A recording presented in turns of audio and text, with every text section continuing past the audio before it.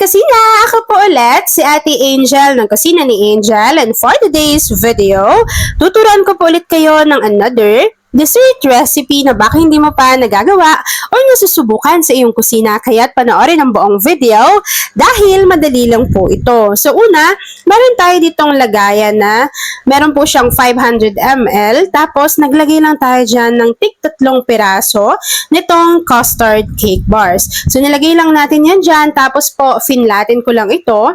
3 po yung lagayan na nilagyan ko nitong ating custard cake bars, and then sinet aside ko lang po iyan bago gawin na po natin yung ating mixture.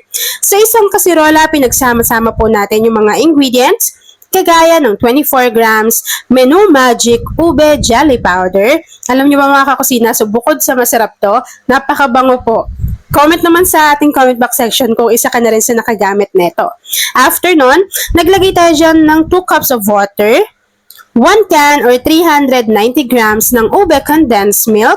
Kung walang ube condensed milk, pwede yung regular condensed milk na ginagamit natin.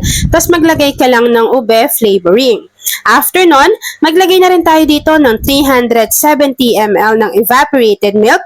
Kapag napagsama-sama na natin yan dyan, hahaluin lang po natin ito ng maigi. After po nating mahalo yung ating mixture, pwede na nating buksan yung apoy sa ating kalan at lulutuin lang po natin yung ating mixture. So habang hinahalo natin yan mga kakusina, at tuloy po natin tong niluluto sa mahina na apoy, medium to low heat, please don't forget to like and follow yung ating Facebook page, Kusina ni Angel. Kung meron ka ring Instagram, paki-follow na rin ako doon, Kusina ni Angel. At kung gusto mong matuto pa ng iba pang mga recipes o kaya naman gusto mo rin mag-share ng mga niluluto mo everyday, pwede kang sumali sa ating Facebook group. Nandiyan lang po yan sa ating Facebook page. And yes mga kakusina, habang hinahalo po natin ito, paki-comment naman po sa ating comment box section kung taga saan po kayo nanonood. At mag-comment ka na rin dyan ng Hi Angel sa ating comment box section kung isa ka din sa dessert lover.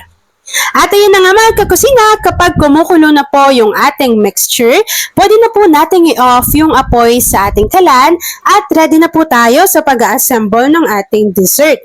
So una, ito na po yung mga niready natin kanina na lagayan na merong custard cake bars. Kapag nailagay na po natin yan dyan, maglagay lang tayo ng konting mixture muna, yung niluto natin na ube mixture. Bago, meron po ako ditong keso. So hiniwa ko lang siya ng ganyan kaninipis.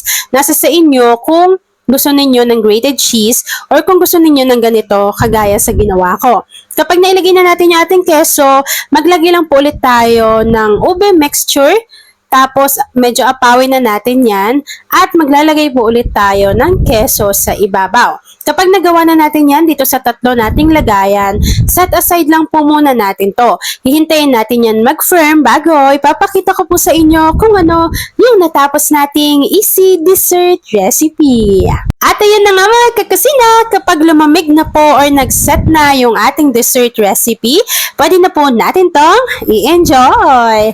At ayun na mga kakusina, tapos na naman po ang ating ube cheese jelly. Kung nagustuhan mo yung ating video, please like and share this video. At kung hindi ka pa nakakapag-subscribe sa ating YouTube channel na Kusina ni Angel, please click subscribe button, click mo na yung notification bell, click all para lagi kang updated sa bawat ina-upload kong mga videos. So yun lang mga kakasina. Thanks for watching and enjoy this video.